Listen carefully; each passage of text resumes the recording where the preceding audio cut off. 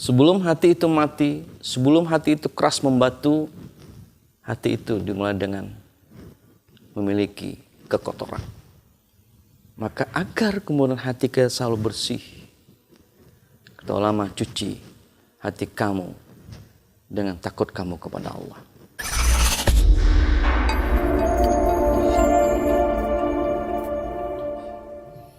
Assalamualaikum warahmatullahi ta'ala wabarakatuh. Bismillahirrahmanirrahim. Alhamdulillah. Wassalatu wassalamu ala rasulillah Muhammad ibn Abdillah wa ala alihi wa sahbihi wa mawalah ma ba'du. Qala Allah ta'ala fil kitabil karim, wal 'asr innal insana lafi khusr illal ladzina amanu wa 'amilus solihati wa tawassaw bil haqq wa tawassaw bis sabr. Shadaqallahul 'azim. Pemirsa yang dirahmati Allah, alhamdulillah kita bersyukur bisa kembali bertemu. Mudah-mudahan kegiatan ini menjadi sesuatu yang bermanfaat, menjadi pencerahan bagi kita semua. Kita melanjutkan kajian tentang pencucian batin. Di pertemuan yang lewat kita telah bicarakan ada dua: cuci muka dengan air mata, cuci lisan dengan zikir kepada Allah. Kali ini kita akan lanjutkan ke bagian ketiga. Kata ulama, wa qulubakum bi khasyati rabbikum. Cuci hati kamu dengan takut kamu kepada Allah. Hati ini menjadi bagian terpenting seseorang, kaitannya dengan keimanannya. Hati kemudian menjadi hal terpenting nilai seseorang di hadapan Allah. Rasul menyatakan, innallaha la yanzuru ila suwarikum. Allah, kata Rasul, tidak menilai kita itu karena bentuk muka kita, face kita, wajah kita. Wala yanzuru ila ajsamikum. Allah juga, kata Rasul, tidak menilai kamu karena body kita, badan kita. Ingat, saya sering sebut dua ini standar nilai manusia. Kalau Anda ketemu seseorang, apalagi orang itu baru Anda lihat, pasti Anda akan lihat mukanya, kemudian badannya. Allah tidak nilai muka kamu, tidak nilai tubuh kamu. Walakin yanzuru ila qulubikum. Akan tetapi, kata Rasul, Allah menilai kamu karena kondisi hati kamu. Hati bisa kotor. Kekotorannya ini kemudian akan membawa kepada hati keras membatu, hati yang mati. Quran menyebut dengan qasyatul qalb, hati yang keras membatu. Bersihkan. Sebelum hati itu mati, sebelum hati itu keras membatu, hati itu dimulai dengan memiliki kekotoran.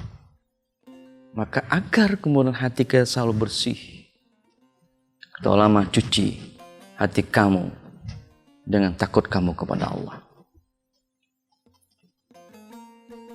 Kalau orang takut kepada makhluk, dia bisa aja sembunyi. Kalau orang takut kepada binatang buas, dia bisa aja berlari menghindar. Tapi ketika takut kepada Allah, dimanapun kita berada, apapun yang kita kerjakan, semuanya terpantau. Ada jejak rekam dari Allah SWT. Ini perlunya takut dimunculkan di dalam hati seseorang. Maka ketika takut itu hadir dengan baik di hati seseorang, dia akan menjadi hal-hal yang akan melahirkan sekian macam kebajikan di seluruh tubuhnya. Ala fil jasadi mudghah. Kata Rasul, ketahuilah, dalam tubuh kita ada segumpal daging. Idza saluhat salahal jasadu kullu. Kalau baik segumpal daging itu, akan baik seluruh tubuhnya. Wa idza fasada, kalau segumpal daging itu rusak, seluruh tubuhnya akan menjadi rusak. Hati yang memiliki rasa takut kepada Allah akan melahirkan sekian bentuk kebaikan dalam tubuhnya. Maka kata ulama, alamatul khaufillah, tanda takut kepada Allah itu tazharu fi sab'ati asya. Akan nampak, akan terlihat sangat jelas dalam 7 hal. Pertama, lisanu. Takut di hatinya akan memunculkan efek positif pada apa? 1, lisannya. Dia akan tahan lisannya dari apa? Minal kadhibi wal ghibati. Dusta dan gibah. Dusta, ya kita pahami dusta. Menyampaikan kabar yang tidak benar. Hati-hati. Sekarang ada terkenal istilah dengan hoax. Sekali lagi hati-hati. Ya. Kalau Anda berteman di WhatsApp, Anda punya grup. Di grup Anda itu kemudian ada 50 orang. Maka ketika Anda mengirim berita, yang beritanya itu dusta, hoax, maka kemudian Anda berdusta kepada 50 orang. Lisannya terpelihara dari apa? 1, dusta. Yang kedua, gibah. Gibah itu membicarakan aib orang yang aib itu memang ada. Jadi tidak semua fakta harus kita bicarakan. Tidak semua fakta real boleh kita bicarakan. Satu di antaranya fakta real yang tidak boleh dibicarakan adalah aib seseorang. Gibah bukan hanya pelaku aktif, tapi pelaku fasibnya pun kemudian berdosa. Al-mubtabu wal mustami'u syarikani fil ismi.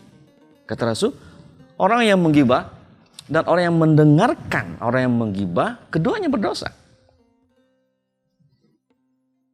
Hatinya dicuci dengan takut, maka lisannya bersih. Yang kedua, takut itu akan terlihat pada hati itu sendiri. Dia akan keluarkan hasadnya. Dia akan keluarkan rasa dendamnya. Dia tidak mau berburuk sangka kepada orang lain. Hatinya takut, cuci dengan takut kepada Allah, dia tidak akan hasad. Hasad itu apa? Hasad itu kita tidak enak ketika orang lain mendapatkan nikmat. Indikasi hasad paling mudah dipahami itu. Ketika orang dapat nikmat, hati kita kayak gak enak begitu. Yang ketiga, takut nampak pada nazaruhu. Pandangannya. Matanya terpelihara.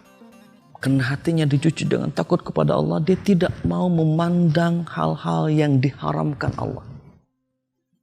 Ada istilah Al-Quran dengan ghadul basar, menundukkan pandangan. Ada objek yang tidak boleh kita lihat, maka oleh Al-Quran tundukkan mata kamu dari objek itu ghadul basar. Bukan memejamkan mata. Bukan memejamkan mata, kita nggak bisa beraktivitas. Anda ke pasar, di pasar sekian banyak aurat yang haram terlihat. Maka pejamkah mata? Enggak. Objek itu jangan dilihat. Itu ghadul basar. Yang keempat, takut yang selalu dicuci di hatinya akan muncul di mana? Watnuhu, perutnya. Dia tidak mau memasukkan hal-hal yang haram ke dalam perutnya. Dia nggak mau mengkonsumsi makanan yang tidak diperbolehkan oleh agama. Ingat, makanan itu sumber energi. Ketika makanan itu halal, maka akan muncul energi positif. Tapi ketika makanan itu haram, akan memunculkan energi negatif. Kata ulama, energi positif akan mendorong amal saleh. Energi negatif akan mendorong maksiat. Takut perutnya diisi dengan hal-hal yang haram. Yang kelima, karena hatinya selalu dicuci dengan takut kepada Allah, maka akan muncul takutnya pada tangan. Nggak mau dia ulurkan tangannya untuk mengambil yang bukan haknya. Tidak mau dia ulurkan tangannya untuk menyentuh yang itu tidak boleh dia sentuh. Tangannya tidak pernah melakukan kezaliman. Gak pernah nyakiti hati orang dengan perbuatan-perbuatan tangannya langsung ataupun tidak langsung.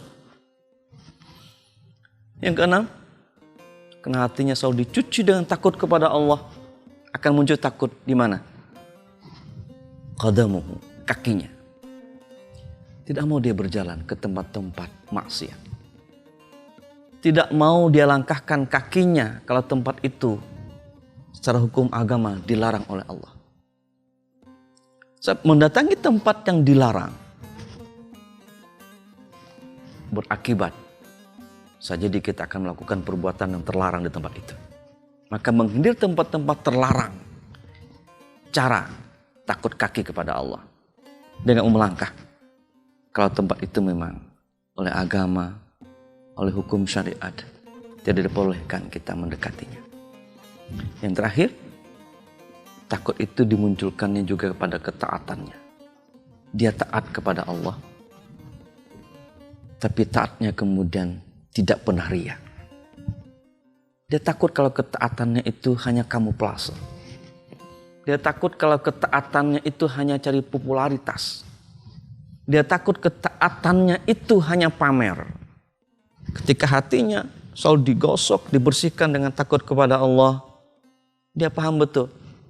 Ketika dia menyembah Allah, Allah tahu persis apa yang ada di hatinya.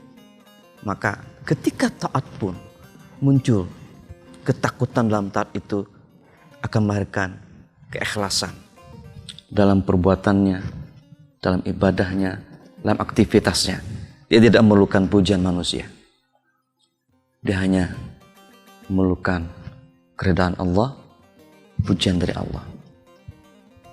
Pemirsa yang dirahmati Allah, selalu kita bersihkan hati kita dengan takut kepada Allah, agar kemudian takut itu akan memancar ke seluruh anggota tubuh kita. Kita akan terpelihara dari kemaksiatan kepada Allah Subhanahu wa Ta'ala. Semoga ada manfaatnya, semoga menjadi pencerahan bagi kita semua. Wasikum wa nafsi bitaqullah. Wassalamualaikum warahmatullahi wabarakatuh.